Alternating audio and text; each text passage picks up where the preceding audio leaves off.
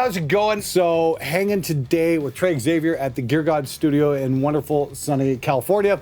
Harmony Studio is currently being used by some major label clients, so I am hanging out over at Trey's place. We thought, hey Trey, why don't you show us this awesome lesson system you've been working on for the last little while that's now available. I thought Trey showed me this a few months ago, and I thought it was pretty damn cool. The system is used to cover all the scales on the guitar. The same kind of method and way of thinking can be used for every scale that you could possibly think of. Okay.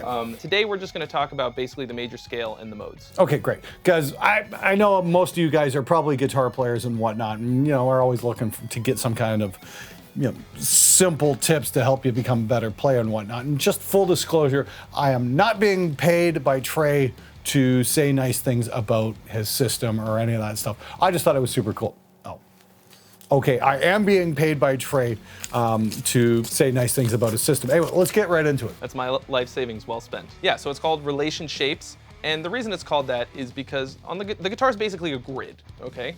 With this one sort of annoying little tweak where these two strings are tuned differently to a different interval than the rest of the strings. Okay. If we look at it in a very systematic way and we break it way down, there is a way to learn scales on the guitar that's so incredibly easy that I have literally taught it to 8-year-olds, and they're like, yeah, okay, that makes sense. And I was like, oh, all right, well, I guess I'll just keep doing this. And I wrote what was essentially a book that hasn't come out yet, but before I print the book, I've made it into a complete video lesson series, which I'm sure you'll be kind enough to put a link in the description. Links in the description, yes. Full disclosure, yes, I get a cut if we sell it through my site, so please buy Relation Shapes. Otherwise, Glenn's out on the street, and we don't want that, because he already looks homeless enough as it is. No, don't. So the way that we do this is we break it down into the smallest possible pieces, and then we learn the order, and then there's 2 rules. Okay, there's a sequence, Okay. these mini shapes that fit into that sequence, and then there's 2 rules you have to learn, and that will get you all the way through all of the modes for the major scale. Beyond that, it gets we just have to learn more shapes and more rules. Okay, for the minors and that people kind are of like, oh good, that's just what I want when I'm learning to play an instrument is shapes and rules. But if you do this, it's like literally 10 or maybe 5% of doing it the hard way, and you'll have it for life. So I'm gonna give you the real basic rundown. This is basically chapter 1 of Relation Shapes. There are 3 mini shapes. You ready? Mm-hmm. Here's mini shape 1. Okay. Okay. These are all 3-note per string scales. Which is basically do, re, mi. Do, re, mi, right? And then, so there's 1 fret between each finger. Yep. Right? Then there's shape 2. Okay. Where these 2 are close together, and then there's 1 space here. And then there's shape 3. Okay. Okay. So we got 1, 2, 3, 1, 2, 3, and then 1, 2, 3 like that. Yeah, but use your 3rd finger and pinky. Okay. Yeah, there you go. Okay, cool. And try not to lift your fingers up. Okay. Technique. Okay. I call that flailing. I know this isn't really like a technique thing, but no. it'll make your life much easier. I mean, like, hey, it's like. If you leave them down, because then if you go to pick them back up, you don't have to put them down again. Oh shit. There you go. Ooh, that's weird. Yeah, but your fingers are gonna get so strong, Glenn. That's a good thing. I mean, like, I always get comments in the pointers in the comments. Hey, stop doing it like this. Hey, stop doing it like this. I swear it's actually made me a better guitar player. So that's kind of something I need to work on. And then, yep. Yeah.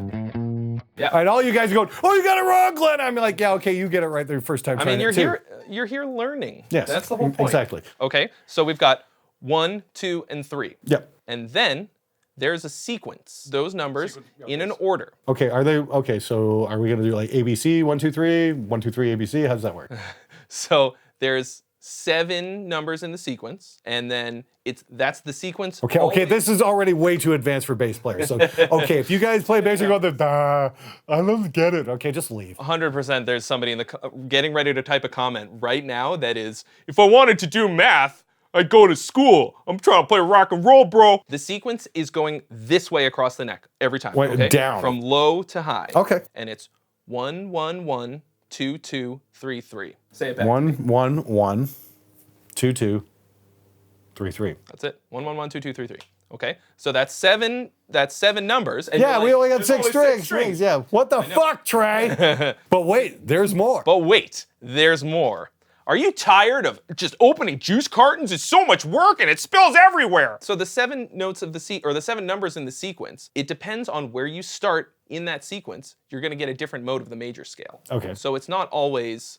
You're never going to use all of them if you're on a 6-string guitar. Right. If you have a 7 or 8-string guitar, you can use them all. Oh, you gent kids, pay attention. Check it out. So we're going to go 1, 1, 1, 2, 2, 3. And then there would be a third one. Okay. I mean, a second. Okay, slow that down. Let's see that one more time. So we got we got 1, 1. Okay.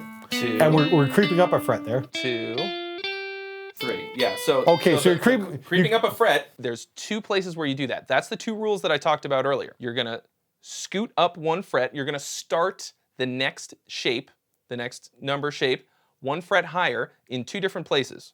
When you go from a 1 to a 2, and then when you cross from here to here. Okay. So there's actually one scale, one mode where that happens twice. Okay. Or where they both happen at the same time. So you wind up going like this, up 2 frets. Okay.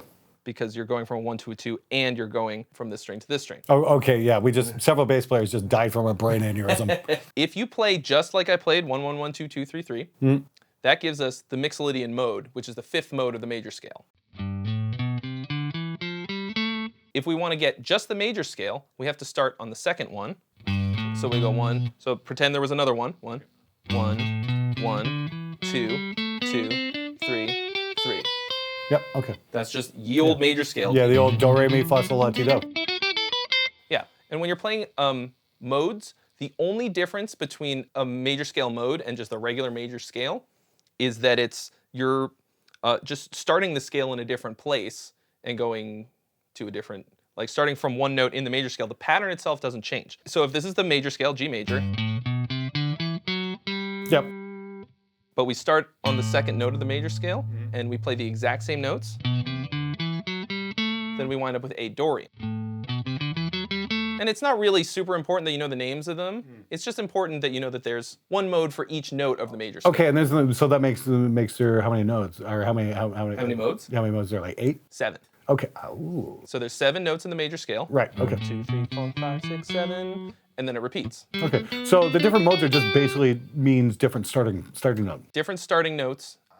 You move the whole thing to a different place. Real short version of what modes are good for is that it's like the mode relative to the chord you're playing. Here, do this. Can you just play me like ye old A minor, like a cowboy A minor chord?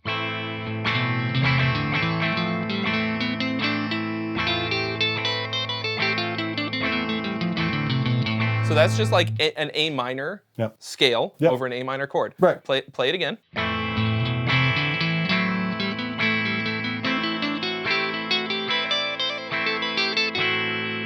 That's A Dorian. So I played the 2nd mode of the major scale instead, and it gave it like there's 1 note that's different. Gave it a very Spanish feeling. Yeah, just this nice like slightly brighter sound.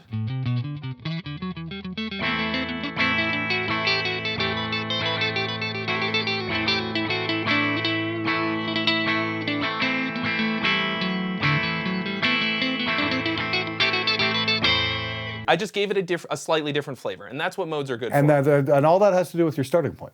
Yes, exactly. So, and then, yep. And then 1, and that's a 2 or a 3. Yep. There we go. Okay, so and then you just learn how to do that backwards, and then. Yep. Mm-hmm. Right, and I'm just getting the fuck you finger. And I can already feel a little cramp there. I'm like, okay, looks like I need to practice. The next step is that we assign each of those numbers a letter, because how do you know which one you're on? So there's 3 1s, right? 2 2s, and 2 3s. Right. So we do 1A, 1B, 1C, 2A, 2B, 3A, 3B. Okay. You start on a different one of those to get a different scale or mode. So in this case, we're going to start on 1B, so that's the 2nd one. So that gives us then 1A, 1B, 2A, 2B, 3A, 3B. All the while obeying those rules. Okay, so let's try that again. So 1B, 1C, okay. And then, Yep. is that right? Glenn, do you see what just happened? What? I just gave you like a 10-minute like little breakdown on a scale, and you just played it immediately. Was that door? Yeah, wow. Holy crap. That's pretty cool. Obviously, I got some homework, and if I ever get a spare minute, I think I know what I want to do is I want to like sit down and kind of learn this. I remember actually forcing myself to like learn the E major scale when I was like 18, sitting around like watching a movie or something, just going do re mi fa sol la ti do. Dude, if it wasn't for like TV and movies, I probably would be even worse at the guitar, because if I learn something like this, something that requires a lot of just going up and down and doing the same thing, rote memorization or playing, getting it under your fingers, muscle memory, I just watch. I'll put on like a whole season of whatever Breaking Bad and just. Okay, so why not the most metal of all scales, the harmonic minor? So that's one of the more complicated ones where we have kind of a different set of shapes and rules. Okay. So that's one that's covered in the course. Okay.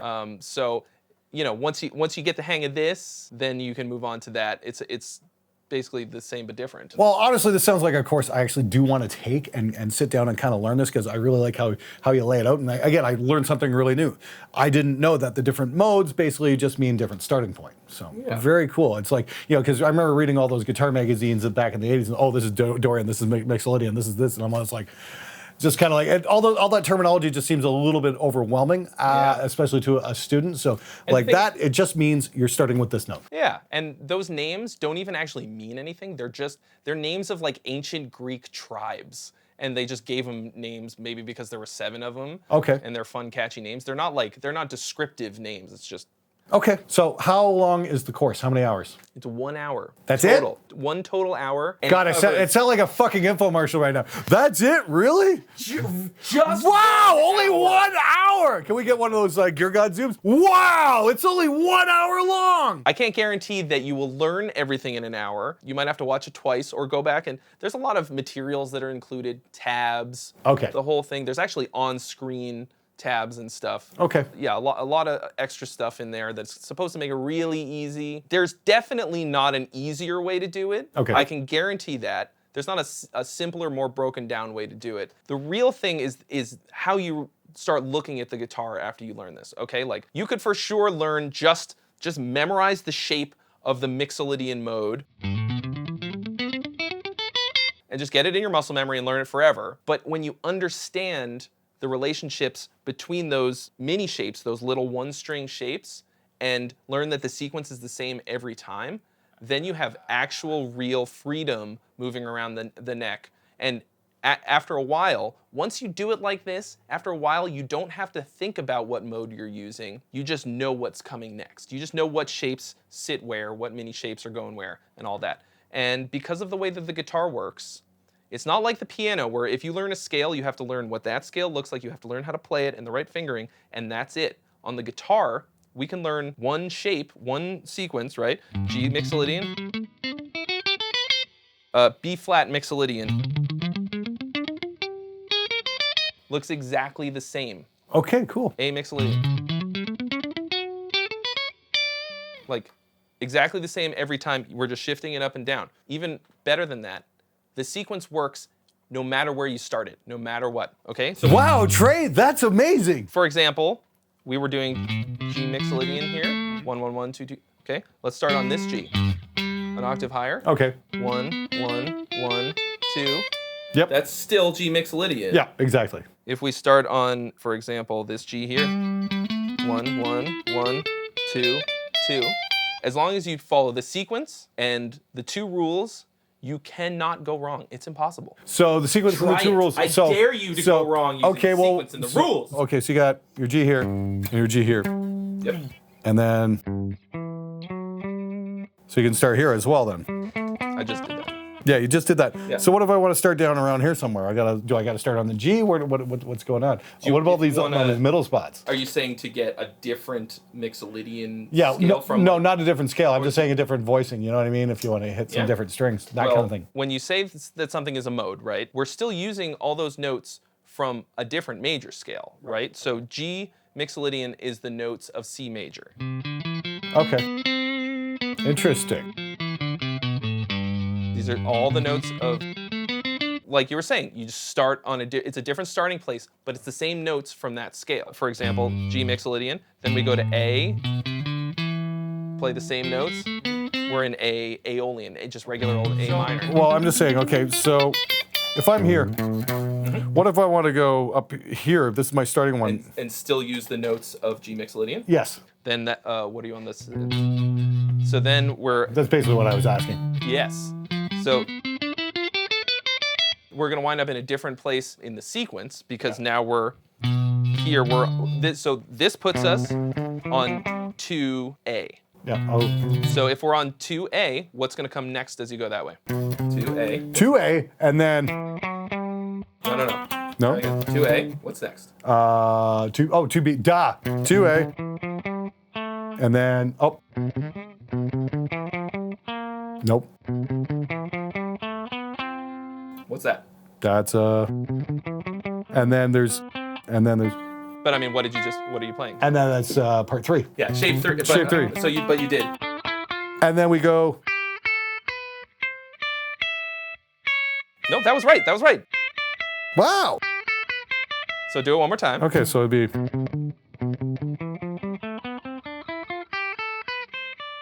Glenn, you just played a B Locrian scale. Do you know what that is? No, not a fucking clue. Okay.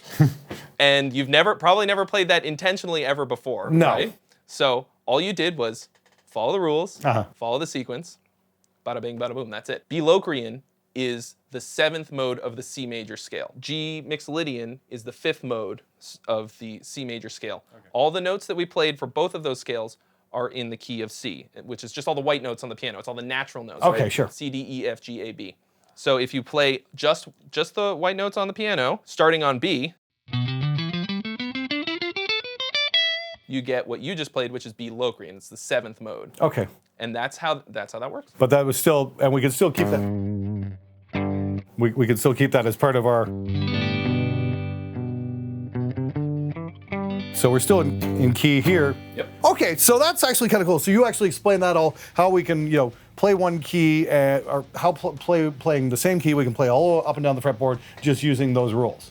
Yeah. Okay, that's actually pretty freaking cool. Okay, so so it's an hour-long course, and you can get that in the link to the description below. We're going to go through ProMixAcademy.com, which also hosts some of my lessons as well. It's a pretty damn cool platform, and you should definitely check this out. Trey, thanks so much for being on the show. Thank you. Thanks for lending me the studio and checking that out. Yeah. But I've been wanting to do a show on this for a while. That's actually really freaking cool. I definitely want to put some more time into that because, obviously you've mastered that, and I'm just fumbling my way through it. But that's why I wanted to make it as simple as possible. yeah, not simple enough so a bass player can get it, but anybody who's figured out how to walk and chew gum at the same time should be able to handle it, no problem. This does also work on the bass. Oh wow! But they'll never know because They'll never apply themselves. get it. Okay, that's it for this episode. Thanks so much for being on the show, dude. And to you guys, thanks so much for watching. Thanks for hanging out. Definitely check out Trey's lesson. It's pretty damn cool. I think it's going to be worth putting the time in. Like I said, I want to put the time in and see just how much I can use it to improving my own techniques. I should do a little experiment on that over the next year or something like that if I ever get a spare minute. Oh, what am I talking about? I've got his editor, so yes, I've actually got some time to do this kind of stuff now. Thanks, Isaac. Yes, thanks, Isaac. You rule, dude. Anyway, until next time, let's make some great music together.